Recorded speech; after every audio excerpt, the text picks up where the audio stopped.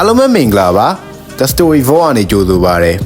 ဒီနေ့မှာတော့ It Welcome to Dairy ရဲ့ Final Episode 8ကို Detail Breakdown လုပ်ပေးသွားမှာပဲဖြစ်ပါတယ်မစားခင်မှာတခုပြောချင်တာကကျွန်တော် channel ကိုပို့ပြီးတော့ support ပေးချင်ကြရဆိုရင်တော့အများကြီးမဟုတ်ဘူးကြော်ညာတက်လာတဲ့အခါမျိုးမှာ US VPN ဒါမှမဟုတ် Japan VPN ခံပြီးတော့အဆုံးထိကြည့်ပေးဖို့ပဲတောင်းဆိုချင်ပါတယ်ဗျာအဲ့တော့အချိန်လေးဆွဲမနေဘူး Let's go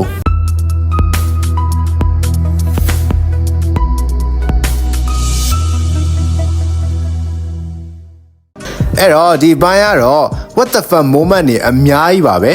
okay ဒီဘိုင်းရဲ့အစကိုမျိုးရဲကိုဒီမျိုးကိုတွေအလုံးလိုက်အရင်လိုက်ဝင်တာနဲ့စထားပါတယ်အဲ့တော့ဒီသပင်ညက်ဆိုင်ရနေထွက်ကြည့်မဲ့အချိန်ဒီဒေါင်းသားလေးမှာဟန်ရဲ့ wonder ပုံကိုကတ်ထားတော့ဆိုတာကိုမြင်တွေ့ရမှာပါဒါကပြုတ်ဖို့မေးနေရလဲဖြစ်နိုင်တယ်လို့ black spot မီးလောင်မှုဖြစ်ပြီးရတော့မှဒီမျိုးဝလူတွေဘယ်လောက်ထိလူမျိုးရေးခွဲကြလဲဘယ်လောက်ထိ racist ဖြစ်လဲဆိုတာကိုဖော်ပြနေရမျိုးလဲဖြစ်ပါတယ်အပြင်မှာရှိတဲ့လူတွေကလည်းဒီမြူတွေအလိမ့်လိမ့်တက်လာတာကိုရက်ကြည့်နေတာဖြစ်ပြီးတော့ဒီမြူကိုတွေရဲ့အလေကဒီအဆောက်အုံကြီးကလီလီရိုးရှိနေတဲ့နေရာလဲဖြစ်ပါတယ်ဒါကြောင့်ပဲကလေးတွေကဒီလောက်အမြင့်ကနေတစ်မျိုးလုံးနီးပါးကိုမြင်တွေ့ရတာပဲဖြစ်ပါတယ်ဒီမြူကိုတွေဖြစ်ပေါ်လာတာကလည်းဒီ Stephen King ရဲ့နာမည်အကြီးဆုံးအမိုက်ဆုံးရုပ်ရှင် The Mist ကို inspire ယူထားတာလည်းဖြစ်ပါတယ်ဒီငွေရမြူကိုတွေလည်းဖြစ်ချင်မှဖြစ်မယ်အပေါလဲဆိုရင် US military ရဲ့ radar မှာတော့မှသူကတော့ပေါ်နေရဖြစ်ပြီးတော့ဒီအပင်တွေကလည်းတေဆုံးကုန်လို့ပဲဖြစ်ပါတယ်ကျွန်တော်ထင်တော့ဒါတွေက dry ice ဆိုမျိုးရေခဲအငွေ့လိုပဲထင်ပါတယ်ဒါကြောင့်ပဲနောက်ပိုင်းမှာဒီမြင့်တစ်ခုလုံးရဲ့ရေတွေကအေးခဲသွားတာပဲဖြစ်ပါတယ်လူတွေများဘလောက်တောင်ကြောက်လန့်နေလဲဆိုရင်ဒီမိမဆိုင်ထဲကိုဝင်လာတဲ့အချိန်အနောက်မှာကလေးတွန်းလဲကိုကလေးငိုတန်တဲ့အတူကြားလိုက်ရပါတယ်စောက်ကျိုးနဲ့အိတ်ကလေးပါဖြစ်သွားလဲပဲတကယ်သိချင်တာနောက်တစ်ခါမှလည်းမိမတယောက်ကကလေးကိုခြိထားတွေ့ရပြီးတော့ Pennywise ကဒီပဒင်းပေါက်ကနေလှမ်းကြည့်နေခဲ့တာဖြစ်ပါတယ်maybe Pennywise ကကလေးကိုလိုချင်နေရလဲဖြစ်နိုင်ပါတယ်နောက်ပြီးမှန်ရဲ့ဒီဘေးနားမှာ1950ခုနှစ်ဆိုတဲ့အပေါ်မှာအရေးလိုမျိုးပုံစံနဲ့ဘော်သုံးအနီရောင်ပေါ်လာတာကိုတွေ့ရမှာပါအဲ့တော့1951ဆိုတာကတော့ theory အမျိုးမျိုးရှိတယ်ပေါ့နော်တချို့ theory မှာကြတော့ Pennywise ကသူ့ရဲ့ shape shifting ပုံစံ evil Santa ကိုပေါ်ပေါ်ထင်ထင်စတင်ပြုလုပ်လာတဲ့ခုနှစ်လို့လည်းပြောကြတယ်နောက်တစ်ခုကကြတော့ကျွန်တော်တို့အခုထိကြည့်ခဲ့ရတဲ့ It Chapter 1 and 2ပြီးရင် It Welcome to Dairy Season 1ဒီကမှပါတဲ့သူတွေရဲ့ relative တွေမျိုးဆက်တွေကလည်းဒီအဖြစ်ပြက် Pennywise ကိုကြုံမှုရဆိုတဲ့ theory ပါပဲဒါမဲ့ theory ဖြစ်လို့ဘယ်ဟာဘလို့အမှန်လဲဆိုတာတော့သေချာမပြောတတ်လို့နောက်လာမယ့် season တွေမှာတော့တစ်ချက်စောင့်ကြည့်ရမှာပေါ့နော်ပြီးတော့အရေးကြီးဆုံးတစ်ခုကိုအစရပြောဖို့မေ့နေတာဒီ episode ရဲ့ title နာမည် Winter Fire တဲ့ရင်းနှီးတယ်လို့ရှိကြလားဗျဒါက It Chapter 1ထဲမှာဘန်က Beverly အတွက်ကြပြတပုတ်ရေးတော့ကဒီစကားလုံးကိုထည့်ရေးခဲ့တာပဲဖြစ်ပါတယ်သူရေးထားတာက Your hair is winter fire January embers my heart burns them too ဆိုပြီးတော့ရေးသားခဲ့တာဖြစ်ပါတယ်အဲ့တော့ဒီဘိုင်းမှာ winter fire ဆိုတာက Beverly ကိုရည်ညွှန်းနေရလဲဖြစ်နိုင်ပြီးတော့နောက်ထပ်ကဘာလဲဆိုရင်အေးခဲမှုတွေကြောင်ရွံ့မှုတွေကြားတဲ့ကမီးတောက်တွေလို့အတိတ်ပဲဖွင့်လို့ရပါတယ်ဆိုလိုချင်တာကဒီအပိုင်းမှာအေးသက်မှုကြောင်ရွံ့မှုတွေပြုလုပ်နေတာက Pennywise ကိုကိုစားပြုပြီးတော့အေးသက်ကြောင်ရွံ့မှုတွေတဲ့ကမီးတောက်တွေ Pennywise ကိုနှိမ်နှင်းမှုကြိုးစားနေတဲ့သူတွေက Lily တို့ Leroy တို့ Dick Halloran တို့ပဲဖြစ်ပါတယ်နောက်တစ်ခါမှာ Pennywise ကကျောင်းရုံခန်းထဲက Mike ကိုတုံးပြီးတော့ကလေးအငယ်တန်းတွေကိုပဲခေါ်ပြီးအကြီးတန်းတွေကိုတော့ပြန်လို့ရပြီးမလိုအပ်တဲ့အကြောင်းကိုပြောလိုက်ပါတယ်အဲ့တော့ဒီနေရာမှာ Pennywise ကဘာလို့ကလေးတွေကိုပဲရွေးရတာလဲဆိုရင်တော့ရှင်းပါတယ် Pennywise ကကလေးတွေကိုပဲစားကျင်တာပါအကြီးတန်းတွေလူငယ်လူလက်တွေကြတော့ကြောက်စိတ်ရှိရဆိုပေမဲ့လုံးဝကြီး pure ဖြစ်နေတာမျိုးတော့မဟုတ်ဘူးတချို့ဆိုရင် logically အရာတွေးတောတတ်လို့တခုဆိုရင်ထွက်ပြေးမယ်ပြန်ချမယ်ဒါကြောင့်မစားဆိုပြီးတော့ theory တစ်ခုကလည်းရှိနေပါတယ်နောက်ပြီးဒီနေရာမှာ Dairy High School Home of the Trapper ဆိုတာကိုမြင်တွေ့ရမှာဖြစ်ပြီးတော့ဒါကလည်းအတိတ်ပဲအများကြီးပါဝင်နေပါတယ် ဘာလဲဆိုရင် Trapper ဆိုတဲ့စကားလုံးကဒီနေရာမှာ clear တွေကပိတ်မိတော့မယ်ဆိုတဲ့အကြောင်း Pennywise က Derry မြို့မှာပဲပိတ်မိနေတဲ့အကြောင်းနောက်ပြီး clear တွေကပဲ Pennywise ကိုအနာယူမဲ့အကြောင်းကိုအရေးမှုပြနေခဲ့ခြင်းလည်းဖြစ်ပါတယ်ပြီးတော့အခန်းထဲဝင်လာတော့ကဒီလိပ်ပုံစံဝစ်ထားတဲ့သူကိုမြင်ရမှာဖြစ်ပြီးတော့ကျွန်တော်တို့ director Andy Muschietti ကမင်းတို့ maturing တထားတဲ့ကိုမြင်ကျင်တာမလားရော့အမှကြည့်တကားလုံးမှာထားတဲ့ဝစ်စုံအပြည့်ပါဒါပဲရှိရယ်ဒါပဲကြည့်ဆိုပြီးတကွက်ပြလိုက်တယ်လို့ပါပဲအဲ့တော့သူတို့ရဲ့အကြောင်းဆရာဒန်လီရဲ့ဒီ dead body ကို Pennywise ကထိန်းချုပ်ထားပြီးတော့ clear တွေကို episode 7မှာဒီလူကြီးကအနောက်ဆုတ်ခဲ့တဲ့အတိုင်းပြန်လုပ်ပြနေတာပဲဖြစ်ပါတယ်အဲ့နောက်အကြောင်းဒန်လီရဲ့သပင်ကပြုတ်ကျသွားပြီးတော့ကတုံးဖြစ်နေတာကိုမြင်လိုက်ရပါတယ်အဲ့တော့ဒီသပင်တူးပြုတ်ကျတဲ့အခန်းက episode 7မှာ Bob Gray ကသူဖျော်ပြနေနဲ့သပင်တူးပြုတ်ကျသွားတဲ့အခန်းကိုပဲ reference ယူထားတာဖြစ်ပြီးတော့ဒီလို moment တွေကဒီ season တစ်လျှောက်မှာ Ingrid ကသူ့ရဲ့သပင်တူးချွတ်တော်လဲမြင်ခဲ့ရတယ်လို့ Black Spot မီးလောင်မှုအပြီးမှာဒီယူသွားတဲ့အဆိုတော်ကလည်းသူ့ရဲ့သပင်တူးကိုချွတ်လိုက်တာကိုမြင်တွေ့ရမှာပါအဲ့တော့ဒါကဘာအဓိပ္ပာယ်လဲဆိုရင် Derry မြို့မှာ Pennywise ကအကုန်လုံးထိန်းချုပ်ထားတယ်ဒီလူတွေရဲ့ခေါင်းထဲကို Pennywise ကနေရာယူထားပြီးပြီအကုန်လုံးကတနည်းမို့တနည်းရောယူသွတ်သွားကြတဲ့သူတွေကြီးပဲဒါအောင်ဆိုလိုတာလည်းဖြစ်ပါတယ်အဲ့တော့ Clay တွေကို Pennywise ကသူ့ကိုယ်သူပြလာတယ်အဲ့တော့ပြလာတဲ့အချိန်အဲ့မြင်ရတဲ့ state scene ကကျွန်တော်တို့ episode 7မှာမြင်ခဲ့ရတဲ့ Bob Gray ဖြော်ပြခဲ့တဲ့ state scene နဲ့တပုံစံနဲ့ပဲဖြစ်ပါတယ်Pennywise ကတော့နည်းနည်းပို့ပြီး creepy ဖြစ်တာပေါ့လေအဲ့နောက် Pennywise ကကြောင်းဒန်လေးရဲ့ခေါင်းကိုဆွဲဖြုတ်လိုက်ပြီးတော့ခန္ဓာကိုယ်ကြီးကို clear တွေကြားထဲလွှတ်ပစ်လိုက်ပါတယ်ဒါက episode 7မှာတော့ခေါင်းပြက်ပြီးအငွေးထွက်နေတဲ့ဒီလူပေါ့နော်ဒါမှမဟုတ်တရေလူပဲပြောရမလားသူ့တော့သွားသတိရစေပါတယ်ပြီးတော့နောက်ထပ်စိတ်ဝင်စားဖို့ကောင်းတဲ့ detail တစ်ခုကအဲ့ခေါင်းပြက်အငွေးထွက်နေတဲ့လူကြီးရပဲIt chapter 1စာကြည့်တိုင်းမှာဘန်ကို6လန်းခဲ့တဲ့သူလည်းဖြစ်ပါတယ်အဲ့လောက်အချိန်ကြာသွားတော့ဒီကောင်ကမကြွသေးဘူးစောက်ကျိုးနေပြီးတော့ Pennywise က clear တွေကိုတချင်းဆိုပြပြီးအဆုံးမှာ goodbye လို့អော်လိုက်ပြီး deadlight နဲ့ညှို့လိုက်တဲ့အခန်းကြီးတော်တော်မိုက်တယ်လို့ပြောလို့ရပါတယ်ဒီခန်းက The Core Porter ရဲ့တချင်းကိုတိုက်ရိုက် reference ယူထားရလည်းဖြစ်ပါတယ်ဒီသချင်းထဲမှာဆိုရင်စာသားက every time we say goodbye I die a little ဆိုပြီးရေးထားတာဖြစ်ပါတယ်အဲ့တော့ maybe die ဆိုတဲ့စလုံးက deadline နဲ့ညှို့ပြီး clear တွေကိုတက်ပစ်ဖို့ဒါမှမဟုတ်စားဖို့ဖြစ်နိုင်ပါတယ်အဲ့နောက် Pennywise က like ကိုဖွင့်ချလိုက်ပြီးတော့အဲ့အနောက်မှာဆိုရင် clown လှဲပုံစံမျိုးတွေ့ရမှာဖြစ်ပြီးတော့ zoom in ပြလာတဲ့အချိန်ဒီဘေးနားမှာကျွန်တော်ထင်တော့ဒါ Shakespeare ရဲ့ The Tragedy of King Lear ရဲ့ poster ကိုချိန်ထားလို့ထင်ပါတယ်အဲ့တော့ဒီ poster ရဲ့အကြောင်းအရာကလည်းဒီဘယင်တစ်ပါးရဲ့အကြောင်းအရာဖြစ်ပြီးတော့ဒီဘယင်ကသူ့သမီးကိုမယုံတဲ့ဘယင်ဖြစ်တယ်ပေါ့နော်အဲ့တော့မယုံတဲ့အတွက်ကြောင့်ပဲသူ့သမီးကမျက်လုံးတစ်ဖက်ကိုဖောက်ထုတ်လိုက်လို့ကန်းသွားတဲ့အကြောင်းအရာကိုဒါဖော်ကျူးပြထားတဲ့ပြသက်တစ်ခုလို့လည်းပြောလို့ရပါတယ်အဲ့တော့ဆိုလိုချင်တာက Pennywise က King ဖြစ်ပြီးတော့ Ingrid ကတော့သူ့သမီးပဲဖြစ်ပါတယ်အဲ့တော့ဒီ season 1မှာဒါ Pennywise က Ingrid ကိုယုံပေးခဲ့မယ်ဆိုရင် King Lear လိုမျိုး Pennywise လည်းတေမာမျိုးမဟုတ်ဘဲနဲ့ Marsh ကိုတတ်လိုက်နိုင်ပါတယ်နောက်တစ်ခါမှာ Lily, Ronnie, Marsh တို့3ယောက်ရဲ့ရှိတဲ့နေရာမှာပျောက်သွားတဲ့ Clear ရဲ့ poster အပြည့်ဖြစ်နေခဲ့ပြီးတော့အဲ့ဒီကထိတ်ဆုံးမှာဆိုရင် Patty Cake ပဲဖြစ်ပါတယ်အဲ့တော့ဒီ3ယောက်ကလိုက်စုံစမ်းနေတော့ကြောင်ဒန်လီရဲ့ခေါင်းတခြားကိုတခြားခန္ဓာကိုတွေးလိုက်ရပြီးတော့နွားနို့ပုတ်သမားလည်းတည်နေတာကိုမြင်တွေ့ရမှာပါအဲ့နောက် Pennywise ကသူ့ရဲ့ clown လဲကိုစီပလွေကိုမှုတ်ပြီးတော့ Clay အတန်းလိုက်ကိုခေါ်သွားခဲ့ပါတယ်ဒါကနာမည်ကြီး story ဖြစ်တဲ့ Pied Piper Hanlon ကိုတိုက်ရိုက် reference ယူထားရလည်းဖြစ်ပါတယ်ဒီ story မှာကျတော့ Pied Piper ကကြွက်တွေအများကြီးတောင်းကျမ်းနေတဲ့မြို့မှာလူတွေကသူ့ကိုကြွက်တွေအားလုံးရှင်းပေးခိုင်းခဲ့ပြီးတော့တကယ်တည်းလည်းကြွက်တွေလည်းရှင်းသွားတဲ့အခါကျတော့ပတ်စံမပေးတဲ့အတွက်ကြောင့်လက်စားချေရဲ့အနေနဲ့ဒီကလေးတွေကိုခေါ်ပြီးတော့ဂူတစ်ခုထဲမှာပိတ်ပစ်ခဲ့ရလည်းဖြစ်ပါတယ်အဲ့တော့နောက်တစ်ခါမှာလီလီတို့ကဝယ်ပြောင်းနေတဲ့ poster ကိုရှာတွေ့သွားပြီးတော့ Marsh ကဒီလိုပြောလိုက်ပါတယ်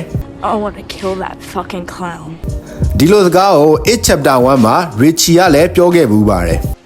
And now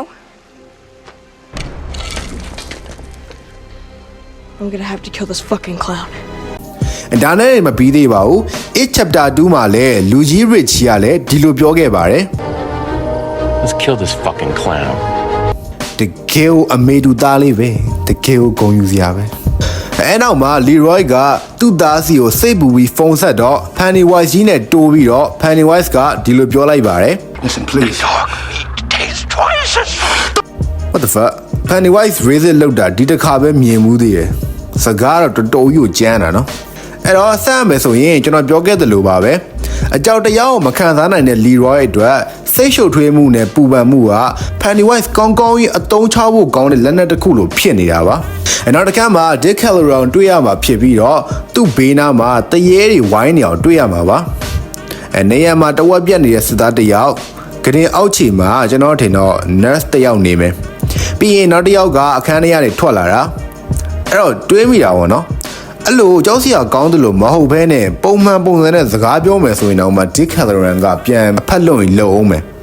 မင်းတို့ကအဲ့လိုကြီးလုံတော့ဟိုကလန့်ပြီလေ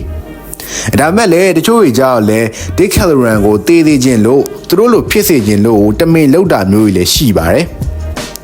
နောက်ပြီးဒီလိုအရာတွေကိုမမြင်ခြင်းလို့အရက်တွေအသေးကြီးတောက်နေတာလေဒေါက်တာ Sleep တဲမှာလူကြီးဖြစ်နေတဲ့ဒန်နီကလည်းဒီလိုအရာတွေကိုမမြင်ရင်လို့အရက်တွေအသေးကြီးတောက်နေတဲ့အခန်းနဲ့သွားဆင်နေပါတယ်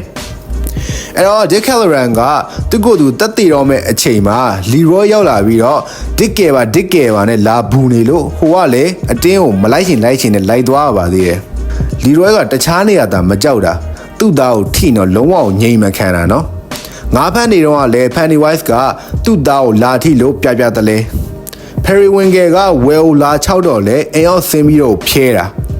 ရေမြောင်းထဲမှာတွေ့လို့စိတ်ပူလို့စူပြီးစောက်ခွက်ရိုက်တာရောပြောရရင်အကြောက်တရားမခံစားတတ်တဲ့ Leroy အတွက် World ကိုပူပန်တဲ့စိတ်က Pennywise တဲ့အကောင်းဆုံးငါးစာတစ်ခုလိုဖြစ်နေရလို့ဆိုရမယ်နောက်တစ်ခါမှာ Rosie ကို Leroy တို့ရောက်လာပြီးတော့ World ကိုပြန်ရှာဖို့လုပ်ကြပါတယ်Rose က Derry ရဲ့မြေပုံဒီ Pennywise ကိုထိမ့်သိမ်းထားတဲ့ကြောက်တုံးတွေရှိရဲ့နေရာကိုအတိအကျဖော်ပြထားတဲ့မြေပုံထုတ်လာတဲ့အချိန်မှာတေချာကြည့်မယ်ဆိုရင် Kitchen Iron Walls ကိုမြင်တွေ့ရမှာဖြစ်ပြီးတော့ဒါက1908ခုနှစ်မှာဖြစ်ပွားခဲ့တဲ့ Iron Walk ပေါက်ကွဲမှုဖြစ်စဉ်ကိုရည်ညွှန်းတာလည်းဖြစ်ပါတယ်နောက်တော့ Rose ကဒီဓမြောင်အပိုင်းအစကိုမြုံရမယ့်နေရာကိုပြလာပြီးတော့ Rose ပြောပုံရဆိုရင်ဒီတစ်ပင်ဟာသူတို့ရဲ့ဘိုးဘေးလက်ထက်မတိုင်ခင်တည်းကရှိနေရလို့ပြောပါတယ်အဲ့မှာမြုပ်ရတဲ့အကြောင်းရင်းကလည်းသူတို့ဘိုးဘေးတွေမတိုင်ခင်ကတည်းကအခုချိန်ဒီနှစ်အကြာကြီးရှိနေခဲ့တဲ့အတွက်ကြောင့် power တစ်ခုခု ability တစ်ခုခု source တစ်ခုခုများရှိနေရလားဆိုတာတော့တွေးစရာပါပဲဒါမှမဟုတ်ဒါက Maturin the Turtle ရဲ့လက်ချက်များလားဘာလဲဆိုရင်နောက်ပိုင်းမှာ Rose က Dick Halloran ကိုလက်ဖေးရပုံစံဖြော်တိုက်တုံးကသူတုံးတဲ့ဒီတစ်သားလိုမျိုးအချောင်းကိုသူက Maturin Root လို့ခေါ်တယ်အဲ့တော့ဒါတွေကဒီတစ်ပင်ကနေရတာများလားဒါမှမဟုတ်လိတ်အယိုးများလားဒါကတော့တွေးရပါပဲပြီးတော့သူက Dick Halloran ကိုဒီဟာကိုတိုက်လိုက်တဲ့အချိန်မှာဒီလိုပြောလိုက်ပါတယ် When one door in the mind opens, another must close. အဲ့တော့ Dick Halloran ရဲ့တရေတွေကိုမြင်ရတဲ့စိတ်တကောက်ကိုပိတ်လိုက်ပြီးတော့သူ့ရဲ့ The Shining Power နဲ့ Pennywise အပြင်ကလေးတွေကိုပါရှာနိုင်မဲ့ ability ကိုပြန်လည်ရရှိစေလိုက်ပါတယ်။နောက်ပြီး Rose က Dick Halloran ကို whatever you do not go ပဲရှိသေးတယ်။ Dick Halloran ကမူယူပြီးတော့ vision နဲ့အကုန်ရောထွေးကုန်ပြီးတော့ဘာမှနားမလည်နိုင်ဖြစ်သွားပါတယ်။အဲ့တော့ကျွန်တော်ထင်တော့ Rose သတိပေးနေတာက Toe Dash လို့ခေါ်တဲ့နေရာကိုမရောက်သွားစေချင်တာပဲဖြစ်နိုင်ပါတယ်အဲ့တော့ Toe Dash ဆိုတာက Stephen King ရဲ့ mythology မှာဆိုရင် universe နဲ့ macroverse ကြားရအမှောင်မိုက်ဆုံးနေရာ Dark Place လို့ခေါ်တဲ့နေရာလည်းဖြစ်ပါတယ်ဒီနေရာမှာပဲ Dark Tower ဆိုတာရှိနေပြီးတော့ဒီထဲမှာပဲ monster တွေရှိနေရလို့ဆိုလို့ရပါတယ်theory တခုပြောပြမယ်ဆိုရင်ကျွန်တော်တို့ The Mist ရုပ်ရှင်ထဲမှာဒီ monster ကြီးထွက်လာတာက military ရဲ့ Project Arrowhead ဆိုတာကြောင့်ဖြစ်ပြီးတော့ military ကပဲဒီ monster တွေကိုမတော်တဆလွတ်လိုက်မိရဆိုတဲ့ theory လည်းရှိနေပါတယ်နောက်တော့ Lily တို့၃ယောက်ကိုတွေ့ရမှာဖြစ်ပြီးတော့ Lily ကဓမြောင်အိတ်ထဲထည့်လိုက်တဲ့အချိန် universe တစ်ခုလိုပုံစံမျိုးလျှက်စီးရလက်နေရာကိုမြင်တွေ့ရမှာဖြစ်ပြီးတော့ maybe ဒါက macroverse ဖြစ်နေနိုင်ပါတယ် ဒါမှမဟုတ် Dick Halloran ကကြောက်တုံးကနေတဆင်ဖြတ်ပြီးလီလီတို့ကိုမြင်တွေ့ရတာမျိုးလည်းဖြစ်နိုင်ပါတယ်နောက်ပြီးတော့ Rose ကဒီကြောက်တုံးအကြောင်းရှင်းပြနေခဲ့ပြီးတော့ဒါကိုကင်ထားတာထိထားတာကြာလာတဲ့အခါမျိုးမှာလူကိုယူသွတ်သွားစေနိုင်တယ်လို့ဆိုပါတယ်အဲအကြောင်းပြောပါတယ်လီလီကဒီဟာကြောင့်ပဲယူသွတ်လူကြောင့်တလူဖြစ်နေတာလို့ပြီးတော့တော်ထဲမှာ March နဲ့ Ronnie တို့နှစ်ယောက်ကလီလီကိုလိုက်ဖမ်းနေခဲ့ပြီးတော့ဒီတမြောင်လိုက်လူတဲ့အချိန်မှာလီလီစီကနေပြီးတော့တော်တော်ဆိုးရွားတဲ့စကားလုံးတွေထွက်လာပြီးတော့အတန်လည်း evil ဆန်ဆန်ကွဲအပ်တဲ့ပုံစံမျိုး distortion ပုံစံဖြစ်နေတာမျိုးမြင်တွေ့ရမှာပါအဲ့တော့တစ်ချက်ကြည့်ကြည့်လိုက်ပါ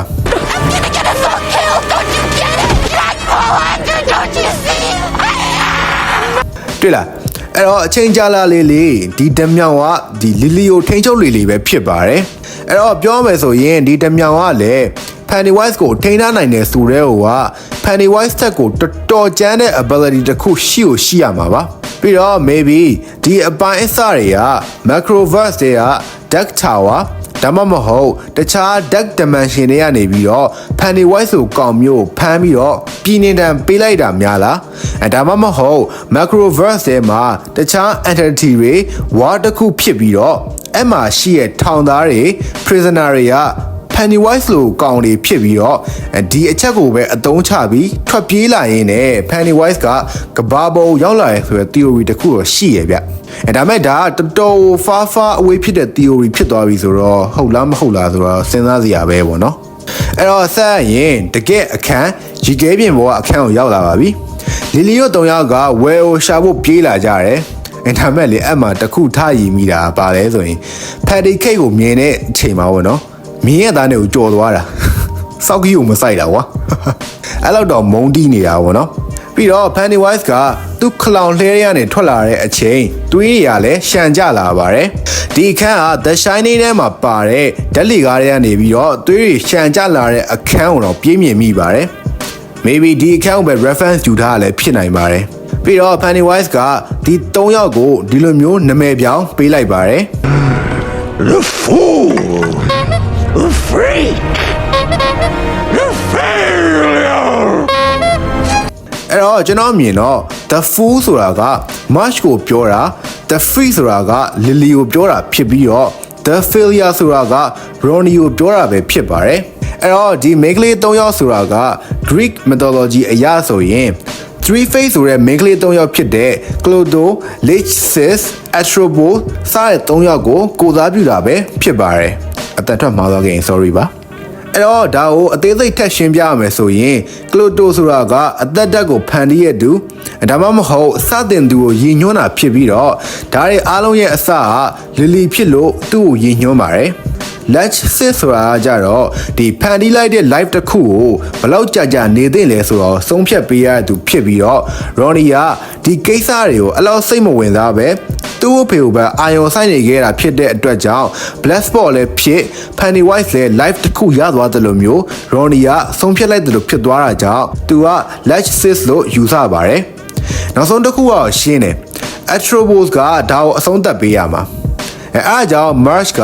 kill this fucking clown လို့ပြောတာဖြစ်ပြီးတော့သူကိုယ်တိုင်ရောသူ့သားလှည့်မှာရောတတ်နိုင်ခဲ့ပါတယ်ဒါကြောင့် Greek mythology ရဲ့ three face နဲ့ဒီ၃ယောက်နဲ့ကတော်တော်လေးကိုကိုက်ညီနေတာပါအဆက်ပြောမယ်ဆိုရင် Ronnie က Pennywise ကိုတမြောင်နဲ့ချောက်လွတ်လိုက်ပေမဲ့ Pennywise က March ကိုဆွဲခေါ်သွားပါတယ် Okay အဲ့တော့ဒီမှာပြောစရာတွေများလာပါပြီစစချင်းပြောရမယ်ဆိုရင် episode 7 breakdown မှာကျွန်တော်ပြောပြခဲ့တဲ့ theory ဖြစ်တဲ့ March က Richie ရဲ့အမေ Margaret ဖြစ်တယ်ဆိုတာကိုအတိအလင်း Pennywise ကိုယ်တိုင် confirm သွားခဲ့တာပါအဲ့တော့သူ့သားနာမည်ကိုသူ့ရဲ့ပထမဆုံးအချစ်ဦးသူ့အသက်ကိုကယ်ခဲ့တဲ့ Rich နာမည်ကိုအစွဲပြုပြီးတော့ Richie လို့ပေးထားခဲ့တာဖြစ်ပါတယ်နောက်တော့သူက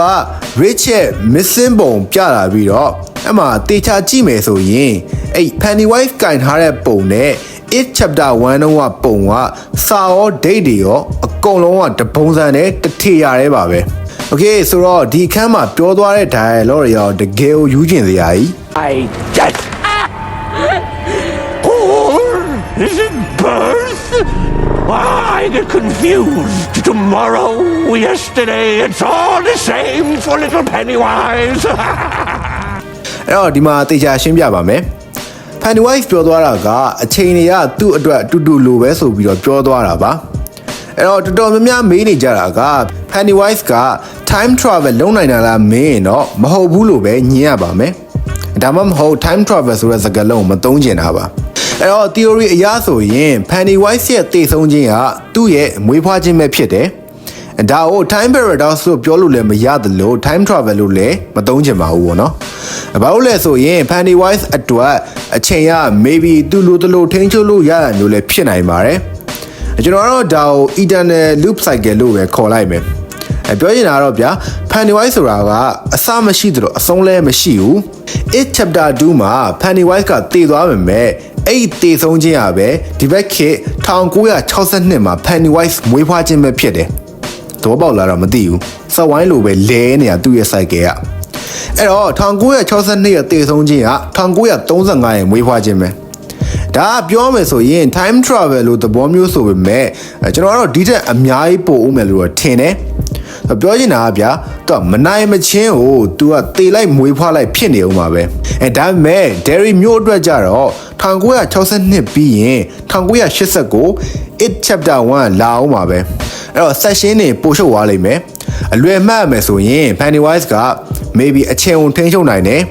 Derry မျိုးအတွက်က28နှစ်ကြာပေမဲ့ Pennywise ကိုကောင်မျိုးအတွက်ကဒီနေ့နဲ့မနှက်ပြန်တပဲရှိတယ်ဒါကြောင့် Derry မျိုးကအချိန်ုံမြင်တဲ့ပုံနဲ့ Pennywise ကအချိန်ုံမြင်တဲ့ပုံကလုံးဝမတူပဲကွဲပြားနေတာပါဒါပဲဘာလို့ Pennywise ကအနာဂတ်ကိုကြိုသိနေရတယ်ဆိုတော့မေကွန်းရဲ့အဖြေပဲဖြစ်ပါတယ်ဒါကြောင့်ပဲ तू မနိုင်မချင်းကို तू ကအချင်းအနောက်ကိုဆက်သွားပြီးတော့ပြန်လဲမွေးဖွားနေမှာပဲဖြစ်ပါတယ်ကျွန်တော်တို့ဒီချက်ကို It Welcome to Derry Season 2မှာနားလည်လွယ်အောင်ပို့ပြီးအကျေတဝင့်ရှင်းပြမယ်လို့ပဲမျှော်လင့်မိပါတယ်ဟောတခုကြံသွားတာက तू က episode 1မှာတွေ့ခဲ့ရတဲ့ဒီစောက်ကျုံးတဲ့ demon ကလေးပေါ့နော်ဆိုတော့အဲ့ဒါက Pennywise လက်ချက်မဟုတ်ဘူးအဲ့ဒါ Pennywise ကိုယ်တိုင်ပဲဆိုတော့ပြောသလိုပဲ It chapter 2မှာ Pennywise ကတည်သွားပြီးတော့ဒီ1962 episode 1ရဲ့အဲ့ demon baby က Pennywise ရဲ့ပြန်လည်မွေးဖွားခြင်းပဲဒါပေမဲ့ဒီမိသားစုနဲ့ဘလို့ဆက်ဆက်နေလဲဆိုတာကတော့ဘာမှမပြောသွားဘူးပေါ့နော်ဆိုတော့အဲ့တစ်ချက်ကလည်းတွေးစရာပဲပြောရရင် तू ကကြမ်းသလိုလိုနဲ့ကိုယ့်အကိုဘယ်အချိန်ဘယ်ခေတ်မှာဘလို့ရှင်သန်နေလဲဆိုတော့မသိတဲ့ကောင်ပေါ့နော်ဆိုတော့ကြမ်းလဲကြမ်းတယ်တနာဖို့လဲကောင်းတယ်ဒါကတော့ကျွန်တော်နားလေတလောက်ရှာတွေးထားတလောက်ကိုရှင်းပြနေရလဲဖြစ်ပါတယ်အကယ်၍ဒီ timeline နဲ့ပတ်သက်တာရှင်းပြနေတာကမှားသွားခဲ့ရဆိုရင်ကျွန်တော် comment မှာပြပြသွားလို့ရပါတယ်အဲ့တော့နောက်တစ်ခါအောင်ဆက်ရမယ်ဆိုရင် March ကိုစားကန်ဒီအချိန်မှာ Dick Halloran က Pennywise စိတ်ထဲကိုဝင်ပြီးတော့တားလိုက်တယ်အဲ့မှာကြိုက်တာတစ်ခုပဲရှိတယ် Pennywise ဆိုကောင်မျိုးကိုမင်းပလက်ကျွတ်နေလားဆိုပြီးတော့ပါရိုက်ပြတာပဲကျန်းတာဗောလို့ပြီးတော့အဲ့မှာ Pennywise တစ်ခုပြောသွားတာကသူကကဘာတွေကိုစားသုံးသူလို့ပြောသွားတယ်ဗောနော်ဆိုတော့ဒီအချက်ကလည်းတော်တော်စိတ်ဝင်စားဖို့တော့ကောင်းတယ်ကျွန်တော်ထင်တော့လေ Derry မျိုးကသူ့ကိုချုံနှောင်ထားတဲ့ဒီကြောက်တုံးနေတာမရှိဘူးဆိုရင် Pennywise ဆိုတာသူကိုယ်တိုင်ပြောသလိုပဲကဘာတွေကိုစားသုံးတဲ့သူဖြစ်ကိုဖြစ်လောက်တယ်တကယ်ဒီတားစီရာပဲသူ့ကိုအားနေစေတာအဟံတာတစ်ခုလိုဖြစ်နေစေတာပေါ့နော်တွေးကြည့်လိုက်နော်အတားစီရှိတာတော့မှဒီလောက်ကြမ်းထနေတာအတားစီတာမရှိလို့ကတော့မတွေးရစရာပဲနောက်တစ်ခါမှာတော့ Leroy တို့ကကလေးတွေကိုလာခဲ့ရတွေ့ရပြီးတော့ Pennywise control မရှိရတဲ့အချိန်မှာကလေးတွေကလေဘွားနေပြန်ပြုတ်ကျလာပါတယ်အသက်တော့ရှင်ပေမဲ့အဲ့လောက်အမြင့်ကပြုတ်ကျရင်ခြေတော့ကျိုးရင်ကျိုးမကျိုးရင်ခြေချင်းဝစ်တော့ခောက်မှာပဲ injury တစ်ခုခုအောင်ရမှာကျင်းနေတယ်ဟုတ်လဲဆိုလေးပေါ်ရောက်နေတာ2ပေ3ပေလည်းမဟုတ်ရောက်နေတဲ့အမြင့်ကမရှိဘူးဆိုရင်တော့6ပေလောက်ရှိတယ်အဲကနေပြုတ်ကျတော့ဘာမှမဖြစ်ဘူးဆိုတော့ဘလို့မှမဖြစ်နိုင်ပြီးတော့ General Shaw က Pennywise ကို you are free to go ဘာညာနဲ့ဆဆရကအထာသွားလို့တာဟိုကသူ6ခဲ့ဘူးတဲ့ကောင်လဲတိရောဝါမယ်စားမယ်လာတာပေါ့ဒါတော့မှဆရာကြီးကလေတန်းကမလျှော့ဘူးအမိတ်ကပေးလိုက်သေးတယ် episode 3 breakdown မှာတွေကကျွန်တော်ပြောခဲ့ပါတယ် General Shaw ကိုပြန်တွေ့ရင် Pennywise ကအဲ့ပုံစံနဲ့ပဲပြန်ခြောက်လိုက်မယ်ဆိုပြီးတော့အရင် breakdown မှာပြောခဲ့ဘူးတယ်ပေါ့နော် Pennywise ရဲ့ nature ကိုလည်းသိချာမသိလို့အဲ့လောက်ရဲတင်းနေတာလို့တကယ်ပြောတဲ့အတိုင်းပဲအဲ့အခါမှာတေသွားတာ brother တို့တော့မသိဘူးကျွန်တော်တို့တော်တော်အားရတယ်တကယ်ပြောတာပြီးတော့ Pennywise ကပျော်ကြီးခုံဆွားနဲ့တွားပြီးတော့ဒီလိုပြောလိုက်ပါတယ် So long, losers! ဒါက The Loser Club ကိုရည်ညွှန်းသွားတာမျိုးလည်းဖြစ်နိုင်ပါတယ် အဲ့အချိန်မှာဒီကလေးတွေကဒီဓမြောင်ပေါ့နော်တစ်ပင်တွေကိုထဲဖို့အသေးအတန်လုံနေတာပေါ့နော်ဆိုတော့ဒီလုံနေတဲ့အချိန်ကမသိရင် Lord of Rain ရဲ့ Final Mission ကိုကြည့်နေရတယ်လို့ပဲအဲ့နောက် Leroy က Pennywise ကို headshot ပစ်လိုက်တယ်ဒါပေမဲ့ It Chapter 1 2မှာရောဒီလိုမျိုး physical ပစ်ချက်တွေထိချက်တွေက Pennywise ကိုမသေးစေနိုင်ပါဘူးနှေးသွားတာမျိုးပဲဖြစ်သွားစေနိုင်တာပါဥပမာဆိုရင် It Chapter 1မှာ Richie က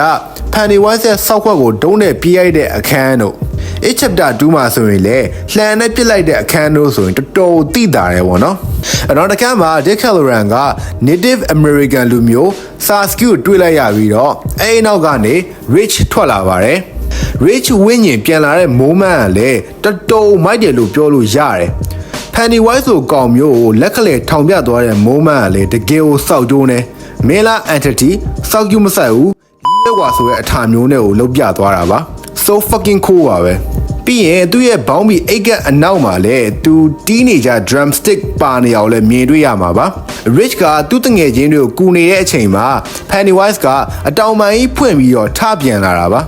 အဲ့ဒါများကွာအစတွေကပြန်ပြီးတော့အသစ်ပင်စီကိုတွားလိုက်ပါလားလို့ performance တုံးပြနေသေးတယ်အဲ့နောက်မှာကလေးတွေကဓမြောင်ကိုတစ်ပင်နဲ့ထည့်နိုင်လိုက်ပြီးတော့ Pennywise ကသူ transform လုပ်ခဲ့ရတွေတစ်ခုပြီးတစ်ခုပေါ်လာပါတယ်အဲ့မှာ Lily အဖေပုံ episode 1ကစောက်ကျိုးနဲ့ demon ကလေးပုံတခုမိုက်တာအဲ့ကလေးပုံဖြစ်သွားတဲ့အချိန်အနောက်မှာအဲ့ကလေးရဲ့အတန်မျိုးကိုပါကြားရတာပါပြီးတော့ Pennywise ကသူရှုံးတော့မဲ့အချိန်ပျောက်ကွယ်သွားတော့မဲ့အချိန်မှာဒီလိုမျိုးပြောသွားပါတယ် Lively crowd. ဒါက Bob Gray ပြောခဲ့တဲ့စကားလည်းဖြစ်ပါတယ် Lively crowd. အဲ့တော့ကျွန်တော်ပြောသလိုပါပဲ Pennywise က Bob Gray ရဲ့ပုံစံကိုတသွေးမသိမ်းခေါင်းစားခြေစွန်းကိုပီကူးထားပဲဖြစ်ပါတယ်အဲ့နောက်ဒုက္ခနာကိုက Deadlight ပုံစံအလုံး၃လုံးပုံစံပြောင်းသွားပြီးတော့ Hibernation ပြန်ဖြစ်သွားပါတယ်ပြီးတော့ Richard Zabna မှာ Marsh ကဒီလိုပြောသွားပါတယ် They are just friends. People who stand by us when we're hurt. People who build their houses in your heart. ဒီ quote က Stephen King ရဲ့ It novel မှာအဲ့ဒီအတွက်ရေးသားပေးခဲ့တဲ့စာသားလည်းဖြစ်ပါတယ်နောက်ပြီးတော့ Richard ဝင်းညင်ကိုတွေ့ရမှာဖြစ်ပြီးသူ့အတွက် speech လုပ်ပေးနေတဲ့သူ့ကောင်မလေးကိုသူ့အဖေနဲ့ဝယ်ရဲ့ပခုံးဖတ်ပြီးတော့အပြုံးလေးနဲ့နားထောင်နေတာလည်းဝမ်းနေဖို့ကောင်းလာပါတယ်ပြောရရင်သူ့ရဲ့တည်ဆုံးခြင်းကိုသူကိုယ်တိုင်ကြည်ကြည်နက်နက်ကြီးလက်ခံလိုက်တာဖြစ်ပြီးတော့နောက်ဆုံးအနေနဲ့သူချစ်တဲ့သူရဲ့အနားမှာရှိနေခဲ့တာပဲဖြစ်ပါတယ်တနာစရာ rich လေးပါကွာတကယ်နောက်ပြီး main လမ်းမရဲ့တစ်ပင်ပေါ်မှာ Richard လေရင်တွေ့ရမှာဖြစ်ပြီးတော့ Marsh ကတော့ဒါအတွက်ကိုပြုံးပြီးကြည်နေခဲ့ပါတယ်အဲ့တော့နောက် season 2က1935မှာတည်မှာဖြစ်ပြီးတော့ intro ရဆိုရင်တော့ဘာဝါတို့မိသားစုကိုအဓိကထားပြီးတော့ပြနိုင်လောက်ပါတယ် maybe ပေါ့နော်နောက်ပြီးကျွန်တော်ပြောခဲ့တဲ့ဒီဓာတ်ပုံတွေကလူကိုလည်းမေ့ထားလို့တော့မရသေးပါဘူး maybe သူကလည်း season 2မှာပါလာနိုင်တဲ့Leroy နဲ့ပတ်သက်တဲ့ character တစ်ခုခုဖြစ်နေနိုင်ပါတယ်သူ့ဖေလားသူ့ဖိုးလားဆိုတာတော့ something ပဲပေါ့နော်ပြီးတော့နောက်တစ်ခါမှာ Leroy စီကို Dick Halloran ကနှုတ်ဆက်ဖို့ရောက်လာခဲ့ပြီးတော့သူပြောလိုက်တာက I mean, how much trouble can a hotel be? အဲ့တော့ The Shining ကိုကြည်ထားတဲ့ကောင်တွေကတော့ရီးတာဗောလို့စောက်ပြဿနာပေါင်း16000နဲ့ဟိုတယ်လေLeroy တို့ကစနေပေါ်ဆုံးဖြတ်လိုက်ပြီးတော့ဒီမှာရင်ပဲအခြေချသွားလို့ It Chapter 1အထိကို Leroy နဲ့သူ့မြေ Mike ကိုတွေ့ရတာပဲဖြစ်ပါတယ်ရှားလို့တော့မတွေ့ရတော့တဲ့အတွက်ကြောင့် maybe ဆုံးမသွားတာမျိုးလားဆိုတာတော့တွေးစရာပဲပေါ့နော် Post credit scene မှာတော့ Ingrid ကို Juniper Hay မှာတွေ့ရမှာဖြစ်ပြီးတော့သူကစကားပြောပြီးတောင်းချမ်းနေတော့ဆရာဝန်က Danish folk တချင်းIngrid သူ့အိမ်မှာဖွင့်ခဲ့တဲ့တချင်းကိုပြန်ဖွင့်ပြလိုက်လို့ငြိမ်ကျသွားပါတယ်။ Ingrid ကဒါသူ့အဖေဆိုနေကြတချင်းလို့ပြောတော့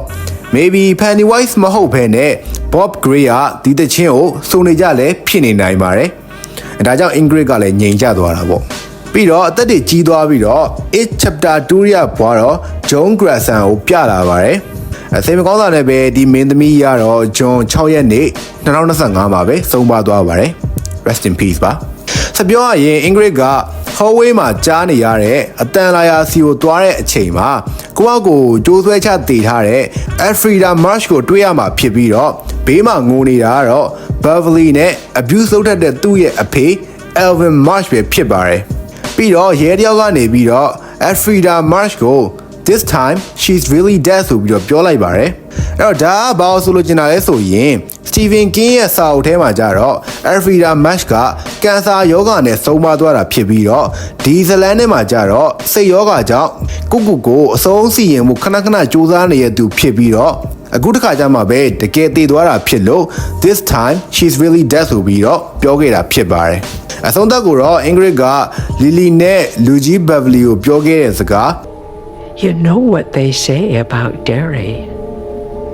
No one who dies here ever really dies. ဒီစကားနဲ့ဒီ season 1တစ်ခုလုံးအဆုံးသတ်ထားပါတယ်အဲ့တော့ပြောရမယ်ဆိုရင်ဒီ season တစ်ခုလုံးကို9 out of 10ပေးပါတယ်ပေါ့နော်ဆိုတော့1ကဘာလို့ကြံခဲ့ရလဲဆိုရင်တချို့လိုသွားတဲ့နေရာလေးရှင်းပြဖို့လိုအပ်တဲ့နေရာလေးကိုရှိနေလို့ပါအဲ့တော့နှစ်ယောက်လောက်ပါပဲဗီဒီယိုကတော်တော်လေးရှည်သွားလောက်ပါပြီ brother တို့ရော It welcome to Derry season 1ကိုဘယ်လိုထင်ကြလဲကြိုက်ကြလားဆိုတာကို comment မှာရေးသွားပေးကြပါဦး Pennywise ကပြီးသွားပြီဆိုတော့နောက်တစ်ပတ်ကျရင် Stranger Things Volume 1 breakdown ကိုမရရအောင်လုပ်ပေးပါမယ်လို့ဆိုရင်းနဲ့ပဲအားလုံးပဲ goodbye